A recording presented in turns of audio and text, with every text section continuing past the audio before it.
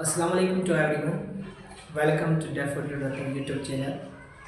आज का जो हमारा सेकंड टॉपिक है, हमने कल फंडामेंटल्स ऑफ ग्रामर में फर्स्ट लेवल पढ़ी थी फ्रेज के बारे में। और आज का जो सेकंड टॉपिक है हमारा वो है क्लास, जिसको हम फंडामेंटल्स ऑफ ग्रामर में सेकंड लेवल कहते हैं। आज हम पढ़ेंगे कि क्लास क्या है और उसके टाइप्स कितने हैं। ठीक है, अब इसमें डेफिनेशन है यहाँ पे कि अ class is a group of words that has subject and verb.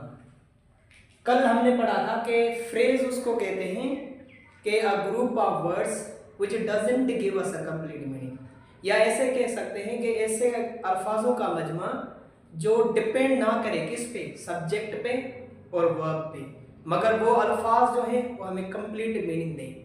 मगर इसमें क्या है कि वो अल्फाजों का मजमा तो है, अ ग्रुप ऑफ वर्ड्स है, मगर वो डिपेंड कर सकता है एक सब्जेक्ट पे और एक वर्ब पे। इसका मतलब ये है कि क्लास में जब भी जो कभी हम सेंटेंस लिखेंगे, वो सेंटेंस जो होगा उसमें सब्जेक्ट और वर्ब लाजमन होगा। इसका मतलब ये होगा कि अगर आपको आइडेंटिफाई करने के लिए कहा जाए कि इस सेंटेंस में, ये जो मैंने सेंटेंस लिखा है उसमें अगर सब्जेक्ट और वर्ब नहीं है, तो इसका मतलब ये होगा कि वो हमारा क्या हो जाएगा, वो फ्रेज हो जाएगा। मगर अगर जिस सेंटेंस में हमारा एक सब्जेक्ट और वर्ब है, तो इसका मतलब है कि वो हमारा वो क्या बन जाएगा, वो क्लास बन जाएगा। अब ऐसा ही है कि अगर ऐसे लिखूं मैं कि शी इज रीडिंग बुक, ठीक है। अब इस सेंटेंस को हमें आइडेंटिफाई करना है कि ये जो सेंटेंस है यहाँ पे she is reading book, this is the class और दिस इज द फ्रेज। अब इसका मतलब ये होगा कि इसमें ये तो सब्जेक्ट है और ये वर्ब है, इसका मतलब ये एक्सिलरी वर्ब है और इसका ये मेन वर्ब है। तो इसका मतलब है कि this is what, this is the class. Class क्यों है? क्योंकि इसमें सब्जेक्ट भी है और वर्ब भी है, तो it means this is what, this is the class. Why? Because this sentence consists on the first one, that's a subject, and the second one, that's a verb. So easily we can identify कि ये जो हमारा sentence है वो हमारा क्या हो जाएगा, दिस इज द क्लास हो जाएगा। ओके, अब इसके हैं टाइप्स ऑफ क्लास। इस टाइप्स ऑफ क्लास में एक है हमारा इंडिपेंडेंट क्लास। अब इंडिपेंडेंट क्लास किसको कहेंगे कि such type of sentence which can stand alone, और such type of a sentence which give us a complete meaning. It means ये जो इंडिपेंडेंट क्लास है हमारा, वो हमेशा डिपेंड करता है एक कंप्लीट सेंटेंस पे। इसका मतलब ये होगा कि ऐसा सेंटेंस होगा जो सेंटेंस हमें क्या दे, एक कंप्लीट मीनिंग दे। मगर इंडिपेंडेंट सेंटेंस कभी भी किसी और सेंटेंस पे डिपेंड नहीं कर सकता। जैसे कि अगर ऐसे मैं सेंटेंस को लिखूं इसमें कि आई गेट एजुकेशन, ठीक है। अब इसका मतलब ये है आई गेट एजुकेशन, इसमें सब्जेक्ट भी है, इसमें वर्ब भी है और इसमें ऑब्जेक्ट भी है। तो इसका मतलब क्या हो जाएगा, इसका मतलब ये है कि इंडिपेंडेंट क्लास, मैंने ऑलरेडी कहा है कि ऐसा सेंटेंस जो किसी पे डिपेंड ना करे। It means such type of sentence which can stand alone, जो अलोन हो किसी भी सेंटेंस में, मगर किसी सेंटेंस पे डिपेंड ना करे। तो इसका मतलब ये हो जाएगा कि इसको हम कह सकते हैं this is the independent class. एक और पॉइंट यहाँ पे ऐड कर लूं कि इंडिपेंडेंट क्लास को आप मेन क्लास भी कह सकते हैं।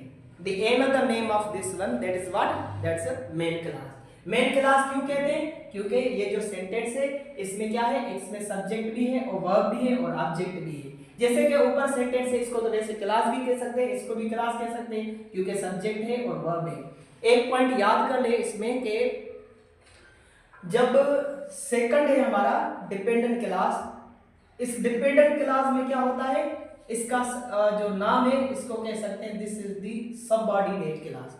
The second name of this one is what, that's a subordinate clause. मगर डिपेंडेंट सेंटेंस क्या होता है, such type of sentence which can not stand alone, which consist on to another clause. इसका मतलब ये होगा कि डिपेंडेंट क्लास उसको कहेंगे जो किसी और सेंटेंस पे डिपेंड करे। जैसे कि अगर मैं कहूं कि if I go to university, ठीक है। अब इसका मतलब है if I go to university, इसका मतलब ये है कि डिपेंडेंट क्लास में कुछ ऐसे अल्फाज है, जैसे कि अल्फाज है हमारा एक इफ, एक व्हेन, एक अनलेस, एक इन केस और एक प्रोवाइडेड। ठीक है, ये ऐसे अल्फाज है जो अगर जो भी सेंटेंस इन अल्फाजों से स्टार्ट हो, इफ से, व्हेन से, अनलेस से, इन केस से और प्रोवाइडेड से, तो इसका मतलब ये है कि वो हमारा जो क्लास होगा वो हमेशा डिपेंडेंट क्लास होगा। डिपेंडेंट क्लास होगा। क्यों डिपेंडेंट क्लास होगा? क्योंकि अब मैंने लिस्ट में लिखा है if I go to university. अब इसका मतलब है ये सेंटेंस है, इस सेंटेंस की किसी और सेंटेंस की नीड है ताकि ये अपनी जो मीनिंग है वो कंप्लीट कर ले। ये वैसे हम इंडिपेंडेंट और डिपेंडेंट इस सेंटेंसेस जो टाइप्स ऑफ सेंटेंसेस है, जैसे कि सिंपल है, कंपाउंड है, कॉम्प्लेक्स है, उसमें डिटेल में पढ़ेंगे कि ये सिंपल, ये जो डिपेंडेंट है, ये इंडिपेंडेंट है, वो कैसा है, वो कहाँ पे होगा। मगर इसमें ये देखें if I go to university, मगर अगर ऐसे कहें because it was a raining, ठीक है, अगर ऐसे कहें कोई भी सेंटेंसेस है हमारा अनलेस यू वर्क्स हार्ड, ठीक है, in case the doctor comes. अब इसका मतलब है कि ये जो अल्फाज है, इन अल्फाजों से कोई भी सेंटेंस जो स्टार्ट होगा उस सेंटेंस को नीड पड़ेगी किसकी? एक इंडिपेंडेंट क्लास की। फिर इन सेंटेंसेस की जो मीनिंग होगी वो कंप्लीट हो जाएगी। तो इसका मतलब ये है कि डिपेंडेंट क्लास को हम सबऑर्डिनेट क्लास भी कह सकते हैं, मगर डिपेंडेंट क्लास की कभी भी मीनिंग जो है वो कंप्लीट नहीं हो सकती। ये डिपेंडेंट क्लास हमेशा के लिए किसी और सेंटेंस पे, किसी और क्लास पे डिपेंड करता है ताकि वो सेंटेंस की जो मीनिंग होगी वो कंप्लीट हो जाएगी। ओके, अब हमारा डिपेंडेंट क्लास जिसको हम कहते हैं this is the subordinate class, इसके तीन टाइप्स हैं। एक टाइप है दैट्स नाउन क्लास, ठीक है, और एक टाइप है इसका दैट्स एडजेक्टिव क्लास, और थर्ड टाइप है इसका दैट्स एडवर्ब क्लास। आपको याद होगा कि हमने फ्रेज में भी ये पढ़े थे नाउन, जैसे कि हमारा था adverb of phrase, noun phrase, ठीक है, और एडजेक्टिव फ्रेज और जीरंड फ्रेज, इन्फिनेटिव फ्रेज, ये सब हमने पढ़े थे। मगर यहाँ पे ये देखें कि उनमें और इसमें क्या डिफरेंस है। अब फर्स्ट वन है हमारा, एक पॉइंट याद रखें इसकी कि ये जो मैंने लिखा है नाउन क्लास, इसकी डेफिनेशन ये होगी एक्ट्स लाइक अ नाउन, ठीक है, अ ग्रुप ऑफ वर्ड्स, ठीक है, एक्टिंग एज अ नाउन। तो इसका मतलब ये होगा, फिर हम इसको कह सकते हैं this is what, this is the noun class. मगर इसके एक अल्फाज है जैसे कि what, that, who, which and how. इसका मतलब ये होगा कि अगर दो सेंटेंस हम कनेक्ट कर रहे हैं इन अल्फाजों से, फिर वो अल्फाज अगर इसमें आ जाए तो वो हमारा क्या बन जाएगा? दैट्स अ नाउन क्लास बन जाएगा, ठीक है। जैसे कि मैंने सेंटेंस लिखा है आई नो, मैं जानता हूं, व्हाट यू नो, जो तुम जानते हो। अब ये देखें, इसमें मैंने लिखा है एक व्हाट, एक दैट, एक हु, एक व्हिच और एक हाउ। अब इस सेंटेंस में कौन सा अल्फाज है? That's a what. अब ये जो व्हाट है, मगर एक और पॉइंट बता दूं कि ये भी सब्जेक्ट है और ये भी वर्ब है, ये भी सब्जेक्ट है और ये भी वर्ब है। इसका मतलब है इसमें दो क्लासेस हैं और दोनों क्लासेस को हम कनेक्ट कर रहे हैं किससे? दैट्स अ व्हाट से। मगर ऐसे कहूं, अगर ऐसे मैं लिखूं कि आई नो द ट्रुथ, ठीक है, मैं सच जानता हूं। अब इस नो के बाद किसकी नीड होती है? या तो नीड होती है ऑब्जेक्ट की नीड होती है, मगर उस ऑब्जेक्ट की जगह पे क्या रखेंगे? या तो नाउन रखेंगे, ठीक है, या तो प्रोनाउन रखेंगे। अब ऐसा ही मैंने सेंटेंस लिखा आई नो, मैं जानता हूं। अब इसका मतलब है, याद रखें कि ऑब्जेक्ट की जगह पे हमेशा जो सवाल होगा वो व्हाट का होगा। आई नो, आप क्या जानते हैं? व्हाट यू नो, जो आप जानते हैं, जो तुम जानते हो। तो इसका मतलब है कि ये सब्जेक्ट है और ये वर्ब है, ये भी सब्जेक्ट है और वर्ब है, इन दोनों क्लासेस को हम कनेक्ट कर रहे हैं किससे? दैट्स व्हाट से। तो इसका मतलब है कि इस सेंटेंस में क्या है? ये व्हाट जो है this is what, this is the noun class. Second sentence है शी सेड, उसने कहा, दैट शी वाज बिजी, वो बिजी थी। अब इसमें भी एक सब्जेक्ट है और इसमें एक वर्ब है, ये भी सब्जेक्ट है और ये भी वर्ब है। अब इसका मतलब है ये भी क्लास है और ये भी क्लास है, इन दोनों क्लासेस को कनेक्ट कर रहे हैं किससे? दैट्स दैट से। तो इसका मतलब ये है कि इसमें जो अल्फाज है दैट है, कई सेंटेंसेस है, जैसे कि मैं कह रहा हूं कि the boy who bought the pen, ठीक है, अब इसका मतलब है कि वो ऐसा लड़का है जिसने क्या खरीद ली थी, दैट्स अ पेन खरीद ली थी। तो इसका मतलब ये है कि ये हु है, विच है और हाउ है, ये सब अल्फाज जब भी याद रखें जिसे सेंटेंस में आ जाए और दो क्लास अल्फाजों से हम कनेक्ट करें तो इसका मतलब है वो क्या बन जाएगा, दैट्स अ नाउन क्लास बन जाएगा। ओके, सेकंड है हमारा दैट्स एडजेक्टिव क्लास, क्योंकि एडजेक्टिव क्लास किसको डिस्क्राइब कर सकता है, नाउन को कर सकता है। ठीक है, अब इसमें भी है who, whom, whose, where, which and that, इसमें भी अल्फाज सेम आ रहे हैं। मगर अब सवाल ये होगा कि मेन डिफरेंस क्या है इसमें एक नाउन क्लास में और एडजेक्टिव क्लास में, क्योंकि मैंने लिखा है आई नो, ठीक है, about the boy who was absent yesterday. अगर ऐसे इसमें लिखूं आई नो,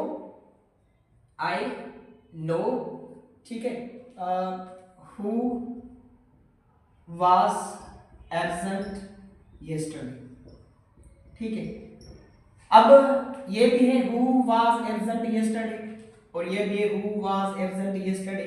मैं कह रहा हूं कि ये जो मैंने सेंटेंस लिखा है ये सब्जेक्ट है, ये वर्ब है, ठीक है, ये सब्जेक्ट ये वर्ब है, मगर इन दोनों को कनेक्ट कर रहे हैं किससे, दैट्स हु से, ये ऑब्जेक्ट बन जाएगा। ठीक है, एक और पॉइंट इसमें, अब ये जो सेंटेंस है और ये सेंटेंस है I know about the boy who was absent yesterday, ठीक है, मगर इसमें एक क्या है कि इस हु से पहले डायरेक्ट वर्ब आ रहा है और इस हु से पहले क्या आ रहा है, दैट्स डायरेक्टली नाउन आ रहा है। तो मैंने लिखा है एडजेक्टिव क्लास उसको कहेंगे describes what, that's a noun. तो इसका मतलब है याद रखें कि अगर इन अल्फाजों के बाद who, whom, whose, where, which and that, अगर इन अल्फाजों से पहले हमारा नाउन आ जाएगा, क्योंकि अब ये जो सेंटेंस है I know about the boy who was absent yesterday, मगर इसमें था आई नो मैं जानता हूं हु वाज एब्सेंट यस्टरडे, इसमें क्लियर नहीं हो रहा कि किसको, मगर इसमें I know about the boy मैं जानता हूं इस लड़के को हु वाज एब्सेंट यस्टरडे, इसका मतलब है ये एडजेक्टिव जो क्लास है वो डिस्क्राइब कर रहा है किसको, दैट्स अ नाउन को। ठीक है, ऐसा ही जैसे सेंटेंस है I know the place where you live, ठीक है, अब इस वेयर से पहले क्या है, दैट्स अ नाउन है, ये क्या बन जाएगा, नाउन। तो इसका मतलब है ये क्या, अगर ऐसे लिखूं I know where you live, मैं जानता हूं वेयर यू लिव आप कहां पे रहते हैं, मगर इस वेयर से पहले अगर कोई भी नाउन आ जाए इन अल्फाजों से पहले, मेन डिफरेंस इसका ये है कि नाउन क्लास और एडजेक्टिव क्लास में कौन सा डिफरेंस है, ये डिफरेंस है कि अगर इन अल्फाजों से पहले अगर कोई भी वर्ब आ रहा है, ठीक है, तो इसका मतलब ये होगा कि वो हमारा एक्ट लाइक अ नाउन करेगा, मगर अगर इन अल्फाजों से पहले या हमारा नाउन आ जाए डायरेक्टली तो इसका मतलब ये होगा कि ये कह सकते हैं this is the what, this is the adjective class. Okay, last one है दैट्स द एडवर्ब क्लास। जो एडवर्ब है वो हमेशा मॉडिफाई कर सकता है, डिस्क्राइब कर सकता है किसको, एक वर्ब को, एक एडजेक्टिव को, मगर इसके अल्फाज है as if, because, since, as, although और दो, ये अल्फाज है हमारे। ठीक है, एज इफ जैसे कि मैं जानता हूं, या ऐसे लिखें इफ रखें फिर भी it's not a big problem, मगर बिकॉज, सिंस, एज ये सब के सब कंजक्शंस हैं, इसको हम सबऑर्डिनेट कंजक्शन कह सकते हैं, इनको हम डिटेल में पढ़ेंगे। मैंने सेंटेंस लिखा है she is crying because she has felt, ठीक है, अब इसमें है कि ये भी सब्जेक्ट है, ये वर्ब है, ये सब्जेक्ट है, ये वर्ब है, तो इसका मतलब है दो, इसमें क्या है, दो क्लासेस हैं, मगर इन दोनों क्लासेस को हम कनेक्ट कर रहे हैं किससे, एक अल्फाज है हमारा दैट्स बिकॉज, ठीक है, अब इसका मतलब ये है कि ये क्या बन जाएगा, she is crying because she has felt, तो मॉडिफाई कर रहा है किसको, वर्ब को, तो इसका मतलब ये क्या बन जाएगा, दैट्स एडवर्ब क्लास बन जाएगा। लास्ट सेंटेंस हमारा I will do as you are saying, मैं ऐसा कर दूंगा जैसे आप कहेंगे, तो इसका मतलब है इसमें जो है दैट्स एज है, ठीक है, तो एज इस सेंटेंस में इन दोनों सेंटेंसेस को कनेक्ट कर रहा है, तो इसका मतलब है ये भी एडवर्ब